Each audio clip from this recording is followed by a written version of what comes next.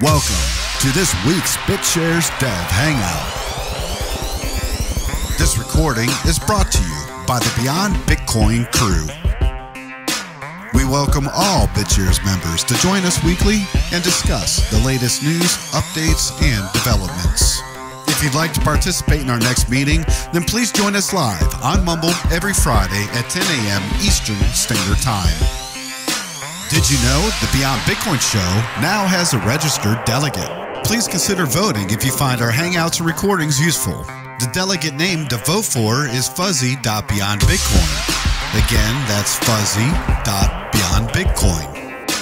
The Beyond Bitcoin crew would like to send out a big thank you to everyone who's already voted and allowing us the opportunity to serve the BitShares ecosystem and our valued community members. So once again, welcome and please enjoy the show. To everybody who is here, welcome for another Beyond Bitcoin Hangout. For anybody who's listening, feel free to join our Mumble. Today we're talking to Bytemaster again from BitShares, who is going to give a few updates for the BitShares ecosystem and answer some community questions, which is the general format. Feel free to start whenever you want to, Bytemaster. Well, I guess the major update for the week is that BitShares has really been rallying. It's been a welcome turn of events. We're back to number 4. Generally, good news all around. It seems like a lot of people are really excited about what we've been working on. And yesterday, I let everyone on the forum know that we've been talking to an exchange that has fiat on-ramps, and to help them integrate BitUSD, BitCNY, and BitEuro. So we'll have more information on that in the weeks ahead, but we basically have a long-term relationship and plans with them.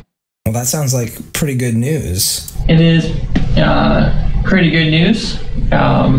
This is the closest thing to a fiat on and off ramp that I've seen. And we've had lots of expectation, and we've been let down in the past by the exchanges who are unable to deliver. But I have a high degree of confidence that they're going to pull through, and we've been having a really solid working relationship with them.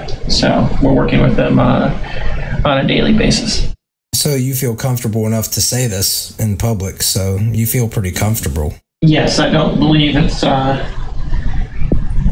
I feel pretty comfortable with how things are going. I can't say much more at this point in time. I want to make sure that we get all the kinks worked out before there's a official announcement with the details. But I figured it would be good if everyone knew that, hey, we're not dropping the ball on this. We are working with companies trying to provide infrastructure. Well, it makes sense. I mean, we knew that you guys were doing... Sorry for interrupting you. I got excited reading Wild Pig's question.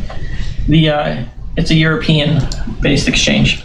Dillium said, what sort of time period until we know who it is? Is it days, weeks, or months? That's a good question.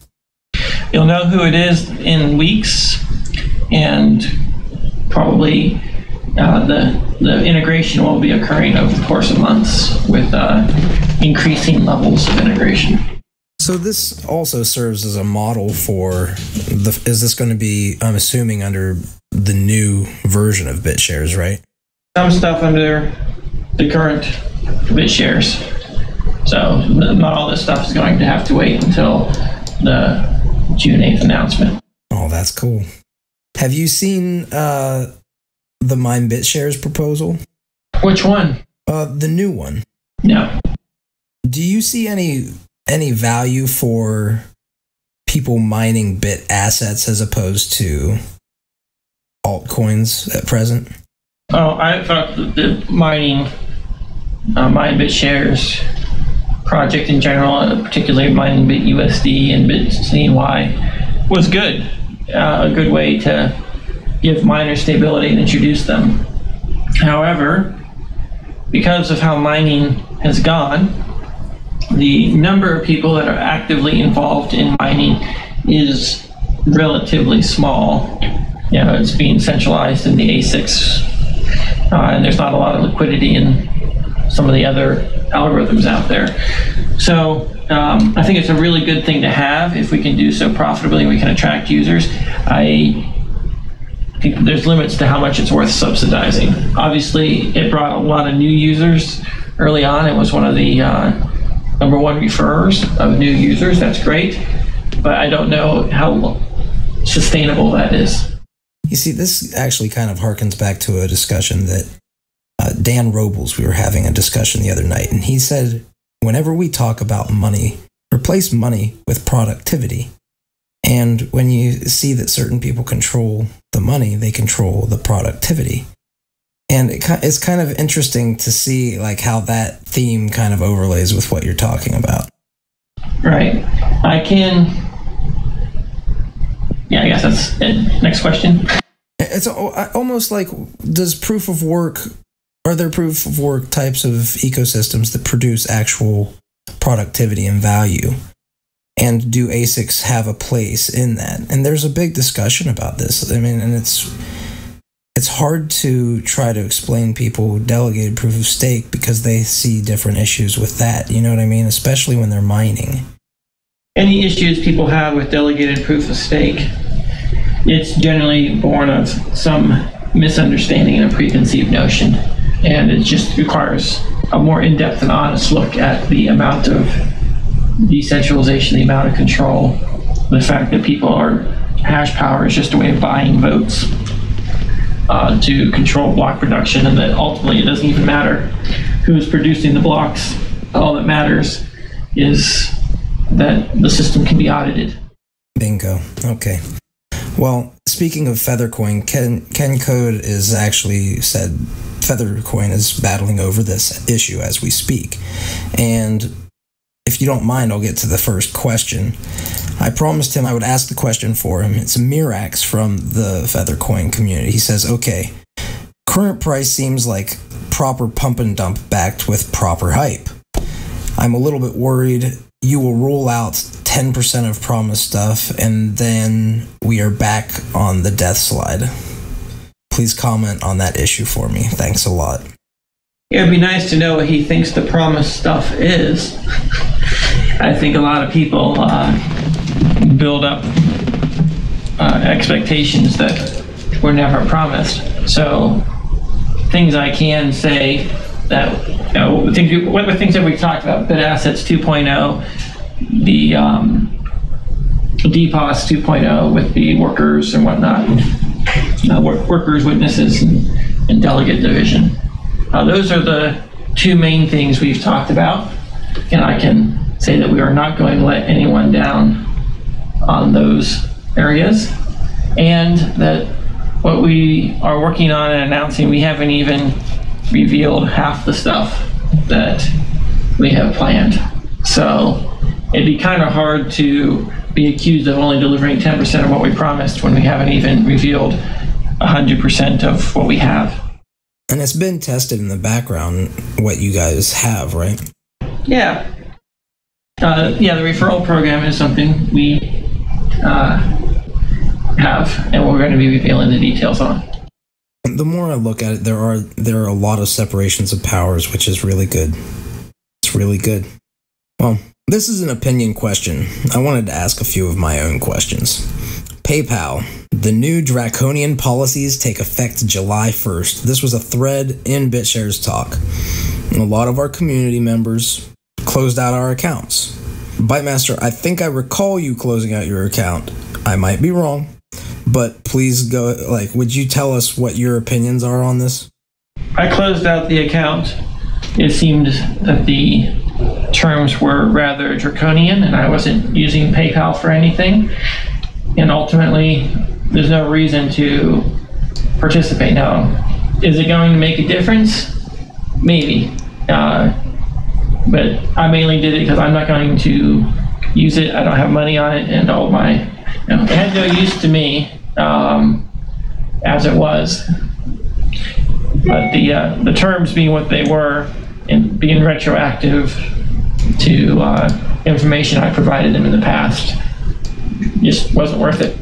Well, the reason I bring it up is because these are things that we all have to continue learning about. And it's interesting, a lot of people don't know about these things until somebody posts them to the forum, which is a good place for us to all learn about this type of stuff. And basically, they can take ownership of, or at least royalty-free ownership of all of your intellectual property, which is crazy. And I closed my account too because of that. So I was actually surprised that there wasn't more talk about the market cap increase. But this was something that I did want to bring up because I wanted to ask you, why do you think talking price is valuable, like in terms of market cap? And are there any more important metrics people should consider when looking at things like BitShares and other blockchain technologies? I think commenting on price, other than observing, oh look, it did something, is something I'd like to avoid. When you're evaluating the value of the different projects, value is completely independent of price. And just because no one's willing to buy at a certain price, doesn't mean it's not worth much more than that. And all value is perceived value. So to those of us in the BitShares ecosystem, we hold because we value the vision and the goal and what we're trying to do here. And sometimes it's just, all right, there are no buyers, and so therefore there's a lack of liquidity. And I think that liquidity plays a huge part of the price. If someone tried to buy up 10% of all BitShares, the price would be up higher than Litecoin. Likewise, if someone tried to sell 10% of all BitShares, the price would be lower than new bits. So, lower than top 100. It's just, if you try to sell or buy large quantities of BitShares or any cryptocurrency, the price is going to move dramatically, and that's a function of liquidity, not a function of value. So whenever you see price movements, it just means that, well, some people want liquidity now, and price can go up for people say, well, I don't need liquidity, I'm going to hold, and that can cause the price to go up with the same amount of buy pressure. So there's all these different things, but I think when you're looking at the cryptocurrencies in general, and go to CoinMarketCap and you look at the various projects, I would look at the technologies. Which projects have created their own blockchains, their own consensus protocols, and I would focus on those. The ones that are pure clones or carbon copies of other projects, their long-term value is purely a speculator's gain. So that gives us with Bitcoin, Ripple, BitShares, Stellar, Next, and MadeSafe. Those are the ones that have done that. Ethereum's not up there yet, but when Ethereum comes out, that will be another one. Those are the ledgers, those are the technologies that are actually doing innovation, and they should be valued based upon combination of the technology, the community. That's basically it. Technology and community behind each of those projects is what's going to drive their long-term value. And I think we've got a really great community and the best technology. So we're doing pretty good. It's a good place to be. It's a good point. And this kind of, you talk about community. This was my last question. Our community it's not old, but we've been around for a while. When you really stop and think about it, there's a lot of history already to everything that we've done. And sometimes I go back through the old videos and I see some of the stuff that we talked about, the different DACs. And I kind of wanted to ask a question regarding that. It's called Old DAC Ideas. I was looking at some old DAC videos by BM in the early days of BitShares and became interested again in how he thought the ecosystem might develop moving forward. Will all DACs have a reason to all be part of BitShares? Or does he see BitShares powered chains existing beside BitShares? Do any of the old DACs seem like valuable concepts today? I think that there are a ton of untapped DAC ideas out there. Right now we're focusing on BitShares and things that we can incorporate into BitShares because network effect and focus are required. But yeah, there's a long laundry list of DAC ideas that could potentially be implemented on BitShares. I guess one question I have is, when will the infrastructure, which is what we're focusing on now, when will the infrastructure be complete to allow it being used as a platform for other DACs versus, because you know how things are in software, there's always room for improvement. And so it's a matter of when you decide it's good enough, let's go ahead and let DACs flourish now. Right. The goal of BitShares is to incorporate a set of smart contracts that deal with financial matters. Eventually, plans for a scripting virtual machine to allow you to do arbitrary stuff. But it really comes down to performance. If BitShares is going to compete with the New York Stock Exchange or the NASDAQ, it's going to need to handle, I guess NASDAQ does 35,000 transactions per second. That number is surprisingly low, but that's the number that is on their website. So I heard the other day, sorry to interrupt, but I heard the other day that Visa is 45,000 per second. I've heard different numbers on there from 4,000 to 40,000. But you're right. These systems demand incredibly high transaction rates. And all these other DACs that we're talking about, or even custom scripting, starts to say, well, can you do custom scripting with a virtual machine, whether it's Ethereum based or otherwise, and still achieve that level of performance? And I think that that's going to be the challenge that the cryptocurrency and particularly all the scripting based DAC platforms are going to have to face. And the reality is that a lot of smart contracts get their value primarily from being used by lots of people. It's just too expensive to create one-off smart contracts for individual business transactions. There needs to be a template, if you will, of here's a escrow, here's an auction, here's these various things. And so anything that's big enough to have wide interest can probably get voted on and approved for a hard fork for the blockchain to support natively. So it'll be kind of interesting to see how all these things mature. But a whole bunch of different blockchains are possible, and it'll be interesting to see how the market unfolds. I don't think that they'll all end up on BitShares, simply because BitShares has some fundamental incompatibilities philosophically with some of the things that other blockchains might want to do.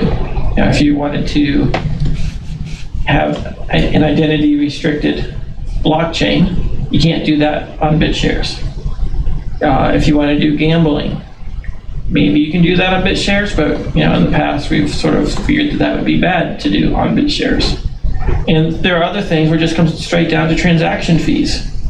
Sure, you might be able to do it on BitShares, but are you going to pay high transaction fees to play a game on a blockchain? So supply, demand, market forces are going to separate things out into different categories in a natural, organic way, in ways that don't necessarily compete with one another. And I think that will be good. I have a question that I think ties right in with this. You had put out an OP a few days ago on BitShares Talk, asking if anyone had or could do any research for you regarding licenses. And I think I saw somewhere else too that you kind of hinted at the possibility of putting out BitShares 1.0 with a, some sort of license agreement that would prevent, certain eventualities or at least delay the possibility of perhaps, what I was thinking was, some big company coming in and just copying everything and pouring all their resources into it. Are you able to comment on that at all? We are still figuring out our licensing strategy.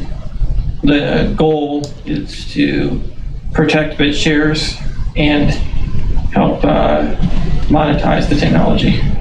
There is a drawback to that, Bytemaster, that I don't know if you've thought about. You probably have, and that is anytime that you kind of keep it to yourself or have protection involved, you now become the focal point potentially of regulators, because then you're in control of that, as opposed to having it totally open source where everybody has equal opportunity to do things with it. The goal is that the BitShares code will be open source, and the license should qualify as open source. So there's that. The way I'm leaning right now, and this is just it's not final by any means, is to make it open source, but prohibit modifications to the code to be distributed, except for as patch files. And there's two reasons to do that. One is it makes it very clear how the code was modified, which makes it easy to audit the other code. And two, it adds a slight barrier to entry to competitors that, sure, you can do it, you can copy, you can build your own stuff, but the modified code is harder to use, and you can't get the ease of use on the user experience. And I was also thinking about just prohibiting the modification of 2 or 3 files in the system. Now, you can't change the symbol from BTS, and you can't change the initial allocation. Those 2 things would be enough to, and meanwhile, all the other code is open source, and you can do whatever you want with it. So we're trying to figure out ways of doing this that keeps it truly open source and doesn't have us dictating so much how you can use it, but we'll figure out something there. Yeah, there's an issue of how are you going to enforce whatever restrictions you decide to put on binaries, patches, or whatever. How will you enforce that? What kind of teeth will your license have? The thing with licenses is that any serious company doesn't want to tangle with it. They can go and try to get around it or ignore it, but their lawyers and legal team will say, the reality is any big company, the Apples and the Googles, they're going to write their own blockchain tech from scratch in-house. They've got more money and more engineers than the entire BitShares community, and they would rather do that and pump their stuff rather than clone something from us. And besides, these companies also would rather hire our development team than steal the code. It just makes, politically it's better for them, financially it's better for them. If they're going to use our code, they'll hire our team and they'll get a legitimate license. So that's the reality. These things are out there to express our intention and to set expectations on a community basis. Obviously, I still believe that copyright is an illegitimate grant of government monopoly, but having some intentions of expectations of this is what I think is fair recognition, and this is, get on board, don't copy. It's kind of the difference between telling someone you must do this and saying, well, if you're a good person, you'll do this. I think overall, there are issues with putting things in public domain as well, and there's no good way to win on this stuff. So we're just going to try to express our intent as clearly as possible. It's definitely hard, and we have learned a lot of the difficulties that come along with open source technology, because there are people who will take everything and just act like it was theirs in the first place, Yeah, I had another question that I actually had in my mind, and it looks like Ken Code might be asking the same thing here in the sidebar. And I was thinking about this in reference to the referral system that may be going up, and in my mind, the complexities of what it would actually take to organize all that at the blockchain level. And I'm wondering, I know you've mentioned in the past, maybe a few months ago, about the goal that you guys have to implement the object graph on the blockchain, and I'm wondering if you're able to comment on the status of that at this time, or if it's still something that you're looking at. I think I'm going to quote you here, and I'm pretty sure I remember correctly that you had originally said that your goal was the end of this year. But yeah, can you comment on that at all at this time? Sure. The object graph is really just a way of representing data and how it relates to each other. And there's actually two types of object graphs: dynamic, which is just arbitrary data, and static, which is predetermined parameters and relationships. And you can get dramatic performance increases by having a proper object model, an object-oriented approach to representing the data compared to a flat database or a key-value database approach to organizing data. So object graph technology and object-oriented design is very much at the heart of what we've been working on. And then as far as a general purpose object graph, where you can put arbitrary data linking things together, that's something that anyone can implement at any time, because that does not have any validation requirements on it whatsoever. That actually answers my question. I hope it answers your question, Ken. Fuzzy, can I do your job here real quick? I've got another question I want to read. This is here for you guys to ask questions. To ask questions, man. Bytemaster's here to answer questions. Ken Code asked a question first. I'd like to get some more information on so I can answer. Okay. Can you comment on the idea of making the witness system in the 2.0 system dynamic rather than pegged to a set number of 101? It's been mentioned before, but is this intended to become a feature of the new TBD3 branches of delegation?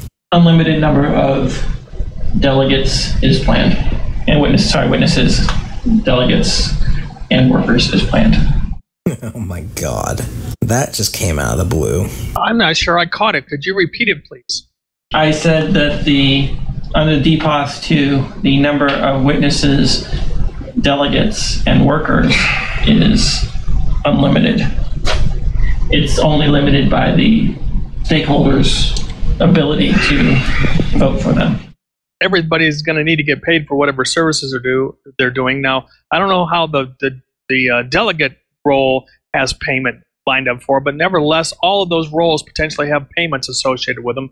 And the more that that's a cost to the ecosystem. So it's unlimited, but it should be it should be restricted based on having a profit, for having the company have a profit and folding whatever things that do come from a gain back into the system. So there's a lot of planning that would need to be done to set those values, and I can see the shareholders not doing that well, but it's a big can of worms to say it's unlimited, but I guess that's the natural progression.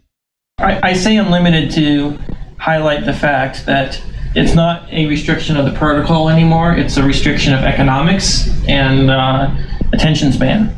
So that doesn't necessarily mean that there will be more than 101. It could mean that there will be less than 101, but the protocol allows for the optimal amount of decentralization as determined by the stakeholders. Obviously, if there's not enough pay because the rewards are being distributed to too many witnesses will leave. And it doesn't matter how many witnesses people want. The market forces are going to set the price based on what everyone feels is the necessary amount. And I'm saying unlimited because as soon as we say a number, someone can argue, well, 101's too few. And other people say, well, it's too many. And now I can say, well, protocol doesn't dictate that anymore. Okay, I understand now. It's not really that it's going to be a huge number. It's just that it's an indeterminate number, and we have to arrive at what that is. Now, the fear I have there, I'm kind of extrapolating here, because if you look at how other governance systems work, I mean, you can see how politics can quickly get involved, and you're going to people can overspend. It's a matter of getting a community to agree, hey, we need more workers, or we need more, and they're doing that because there's a vested interest. Maybe they have a bunch of friends that are workers or witnesses or whatever, and so things lobby to get more gaming going on in that particular direction of the system. So I can see how things can get corrupted because of the fact that we have people controlling the blockchain, shareholders and delegates, and you can see the migration of governance moving in a similar direction to the way the governance of our country has moved and how that's gotten corrupted. I think there's a big difference in governance when it's one vote, one person versus one vote, one share. And you can sell your shares and, free yourself from it. People aren't going to vote with their shares in such a way as to devalue their shares. Whereas in a country, you will vote in such a way that allocates more resources to you because your vote costs you nothing and you gain from it. Whereas shareholders, your vote costs you something. If you vote poorly, price goes down, which means that the incentives are aligned for much different voting behavior than you see in a democracy. You also talked about, and I don't know if this is still going to be a factor, but the ability for people to downvote will also be part of this. Do you see that as a tool that might restrict things from getting out of hand? Downvoting for witnesses introduces the whack-a-mole problem, but you can downvote workers. I'd like to go back to the question Ken Code asked. Apparently Ripple made an announcement recently about transaction speeds. What was that announcement? And I'll let you know if we can put them to shame. So Ken Code's question was, in regard to Ripple's latest announcement, I wanted to know about our performance compared to that. Does anyone have any numbers on what Ripple's performance is?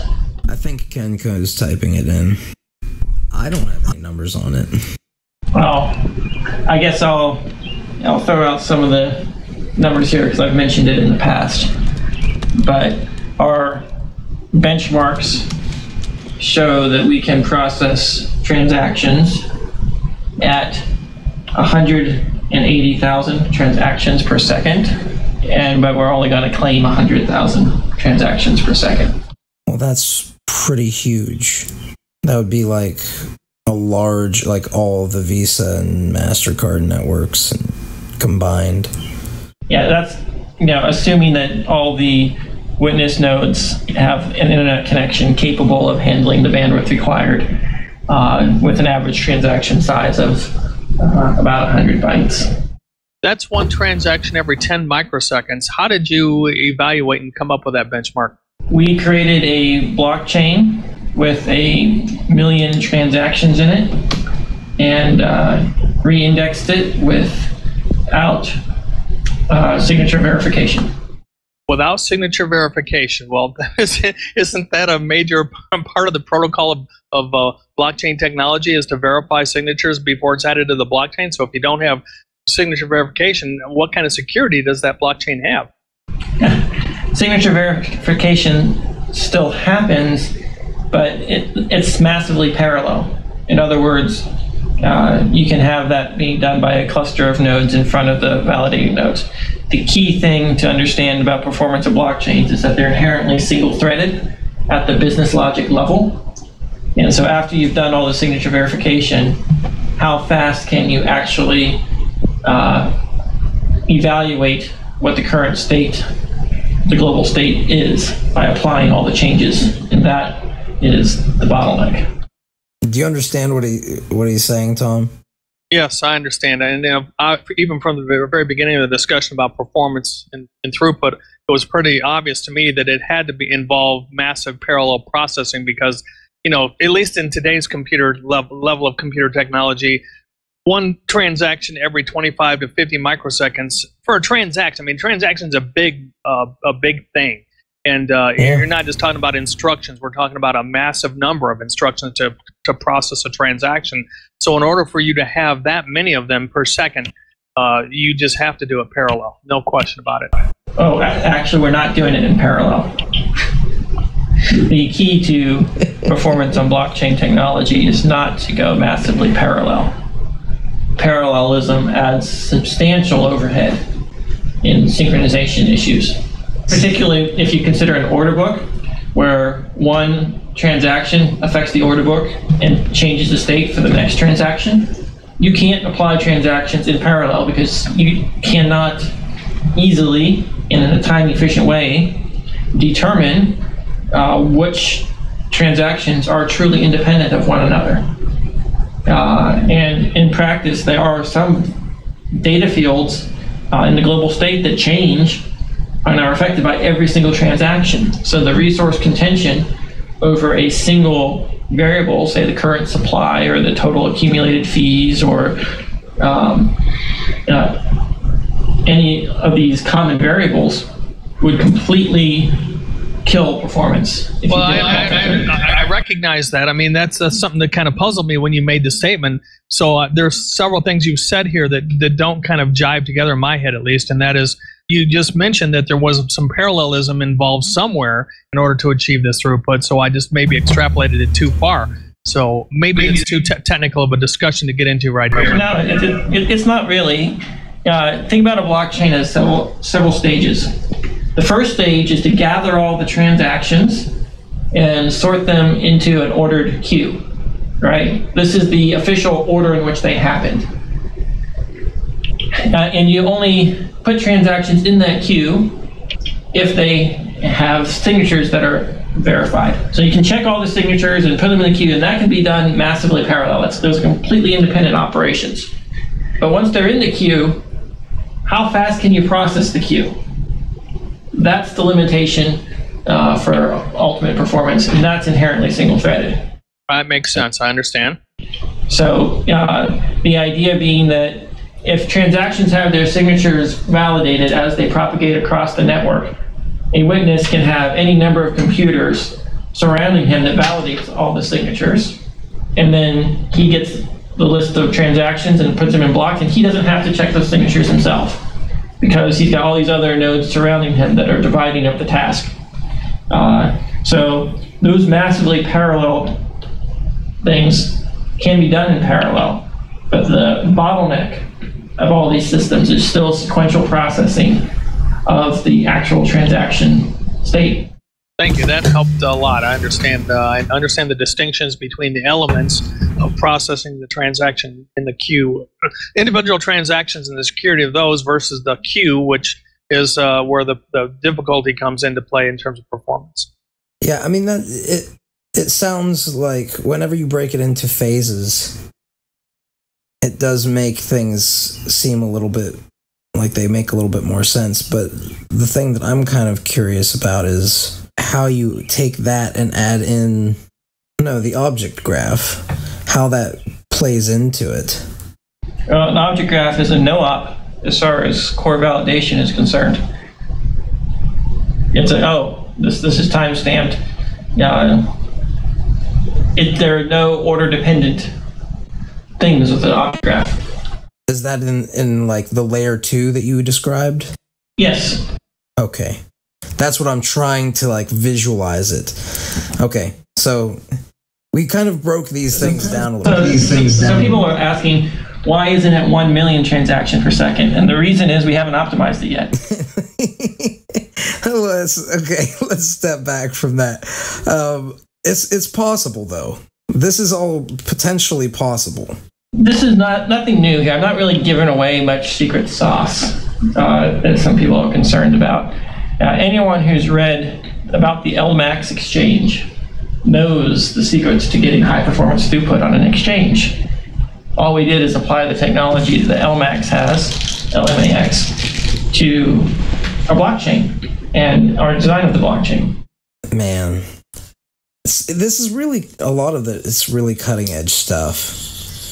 And it's really cool to see how all these things come together and how you can describe it with the different layers and how it almost feels in some ways like the TCP/IP stack. But anyway. I just wanted to throw that out there. So far, I have not seen anything that even comes close. I had to laugh when Datacoin was super excited about 3x improvement to a total of 60 transactions per second. It was just too cute.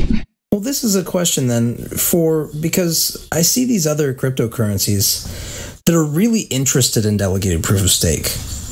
Really, like they're starting to gravitate toward them. And a lot of these are proof of work coins, okay? Do you see these coins being able to grow up, like switch over to something like delegated proof of stake, grow up and become very big and powerful ecosystems in and of themselves? And do you think that it'll be using BitShares, powered by BitShares, or it's innovations based off of the old DPOS? I think you'll see new things spring up. I don't think it's very interesting to watch all of these other blockchains think about re-implementing the DPOS idea, but not using our technology. There have been so many lessons learned on how to make that all efficient and scalable and perform, and we haven't even released any of that information yet. It's just a couple weeks away. So I welcome others to innovate and try to do DPOS, but I think they'll go through a similar learning curve to what we've gone through with BitShares. Right? We learned all about how it impacts privacy. We learned about how it impacts performance, the politics involved, and we've really taken it to a new level with DPOS too, with separating things out into different roles, dividing, decentralization through division of roles and responsibilities rather than just sheer numbers, checks and balances. Those type of things are really taking us to the next level. They have a lot of work to do if they wanted to do anything more than just the basic DPOS with delegates. It's almost coding governance without the middleman that likes to control it. One final thing, I want to ask it because Ken's been skipped over so many times. What do you think of hybrid proof of participation, HPOP? I don't know anything about it. Well, so could you review it for us? Ken Code said Corona, so corona.info. But it's up to you if you want to give an answer on the fly. I'd imagine you probably want to look into it if you were going to answer it. Yeah, I'd probably want to do that. So, with that said, is anybody here needing anything else asked, or would you guys mind we wind it up for the week? I think every dang time, I always say to Bytemaster, you don't have to bring anything incredible out, but gosh, you guys really do impress people from a technical standpoint. Really good. Last point of review from the last week's Mumble was with regard to the role of the delegates. Now, will they be, you mentioned that they were going to be involved in a multi-signature transaction to approve things. Is that 100% of whatever number of delegates we choose to have? Will that be 100% of them have to be in consensus, or a majority, or is that just something that needs to be decided? It will be 51% weighted by approval. Thank you. Sorry, I saw that Riverhead's been asking this question a couple times, and I think it might not require a real long answer, but would you comment on Riverhead's question, Bytemaster? His question about high-frequency trading? Yeah. Well, high-frequency trading on a blockchain, you still have propagation delay and speed of light issues when you're operating on a decentralized network. So you're never going to be able to trade at the same speeds as these high-frequency traders. So you can assume that there's going to be at least 1 second between consecutive trades. Some people might consider that high frequency, other people might not. It's certainly fast enough for, I guess it's medium frequency. It's not exactly low frequency. But the goal of this system is to generate demand for transactions. If people want to do high frequency, do one transaction every second, trying to trade, that will enhance liquidity and generate lots of fees for the network.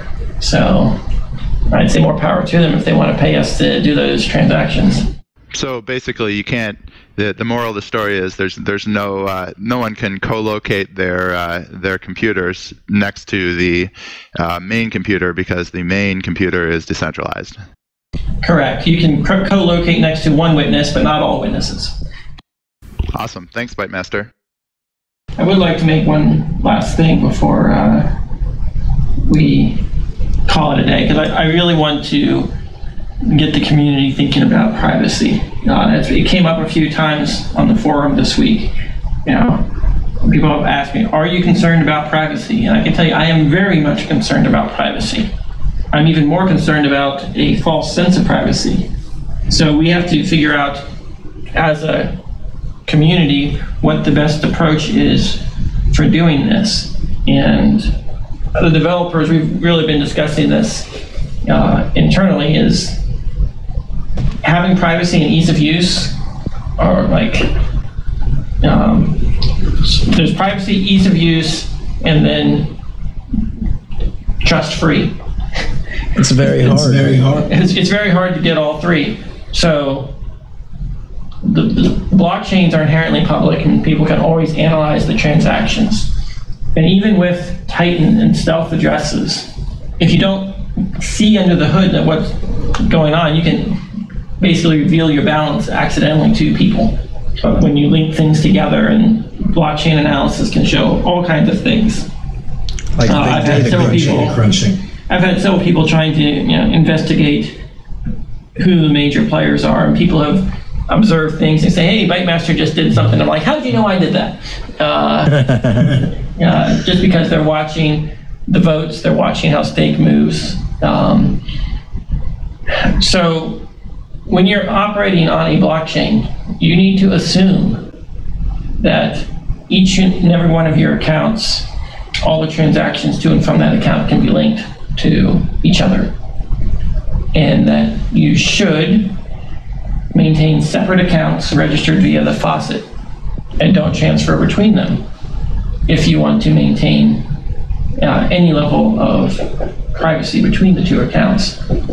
If you look at the Bitcoin network, all the major exchanges have know your customer requirements, and the government probably has complete access to their databases, which means the government knows probably half of every transaction, right? You buy on an exchange, you get the coins, and you send it to someone, and they go and they sell it on an exchange.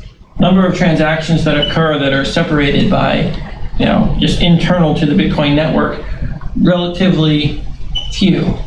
There's enough software analysis techniques out there to figure out pretty much who everyone is, even in Bitcoin and BitShares for stealth addresses. And then if you go to other approaches like what Dash is doing, there are timing attacks and other difficulties associated with finding people to mix your funds with. They have to be the same amount and so on and so forth. But then it gets even more complicated. Take the most advanced zero cash type cryptography. These guys have a money system way of transferring money around that in theory it allows you to have any amount and maintain complete mathematical privacy. It's still computationally expensive, although it's better than in the past. But it doesn't allow you to do arbitrary smart contracts. You're not going to be able to do order book matching and escrow payments and a whole bunch of other constructs. About the only thing you can do with that math is currency transfers. So it's like a zero-coin protocol or zero-proof protocol? Yes, it's a zero-proof protocol that allows you to divide up money, put money into a pot and then pay it out mathematically and in the open. But the computations involved in validating those type of calculations means that you're never going to be able to achieve anything like, even 10 transactions per second, or maybe you can get 100 transactions per second.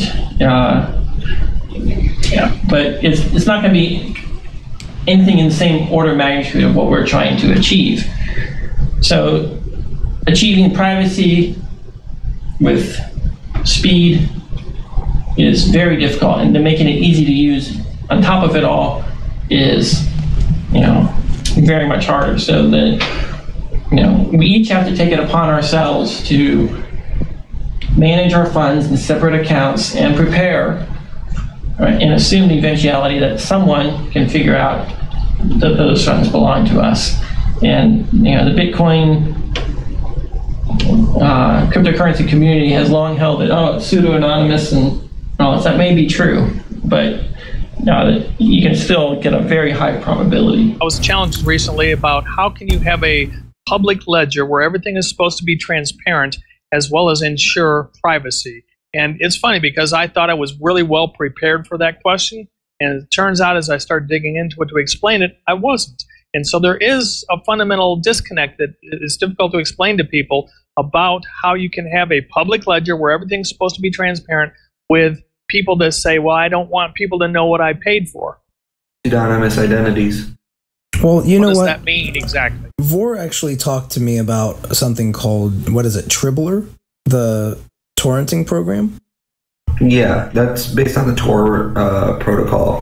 And the interesting thing is, whenever you go to download something or upload something, it has an anonymity levels, 3 anonymity levels, and it tells you whenever you choose the level of anonymity that you get, and it tells you there's going to be significant hindrances to your speed as you go up.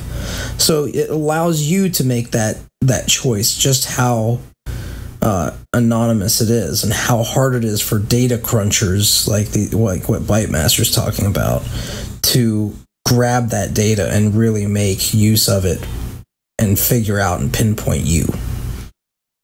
You know what I mean? So, well, in terms of that makes good sense, Buzz. I understand. With regard to you looking at voting systems, if you don't have transparency, doesn't that break the whole model of the advantages of the voting system that has been discussed in this community before? No, we've got a solution to voting that's completely private.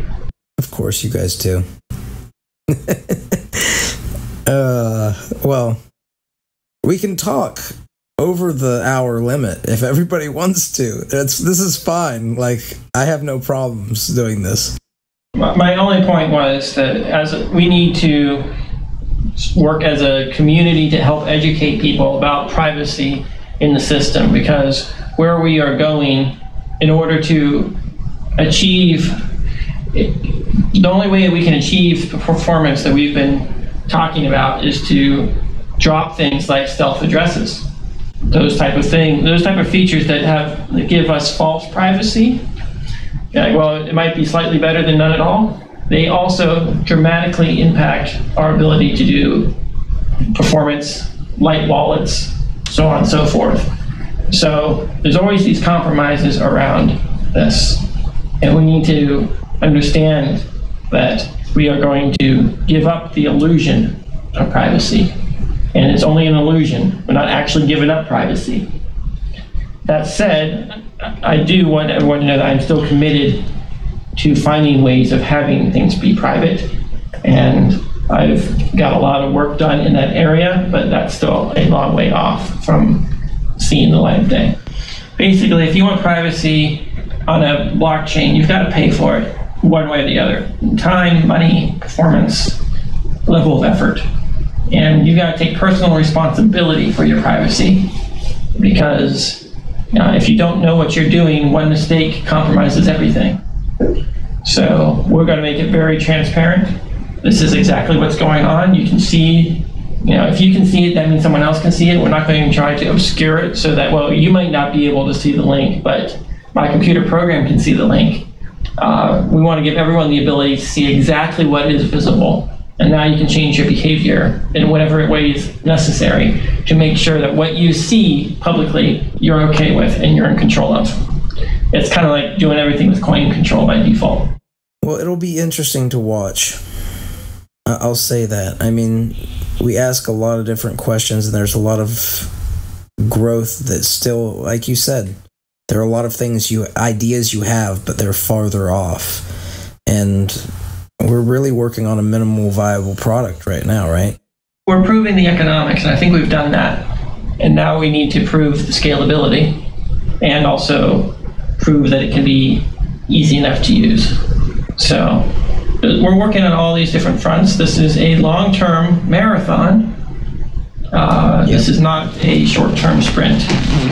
And if we lose sight of the fact that the cryptocurrency community is going to evolve over the next 10 years, and we get super anxious about needing everything yesterday. Of course, we all want it yesterday, but we're laying the groundwork and the foundation to have long-term success. And if you think about what that means, there's probably going to be 3 or 4 major contenders 10 years from now. And I want to be one of them. And if you're one of those major contenders and you end up with 20% of the market cap or even 10% of the market cap of the industry, we will be in great shape. So let's run the marathon. Let's do strategic planning with long-term goals in mind. Obviously, there is no need for 100,000 transactions per second today. But you know what? If you throw in the user interface and a couple on-ramps and you can get it all easy to use, 100,000 transactions per second can materialize almost overnight. If you just look at what some of the prediction market sites are doing and things like that. Yep. It does not take long for something to go viral and hit that. And you don't want to be built on a technology that requires a complete re-architecture in order to handle the flood of users when they come.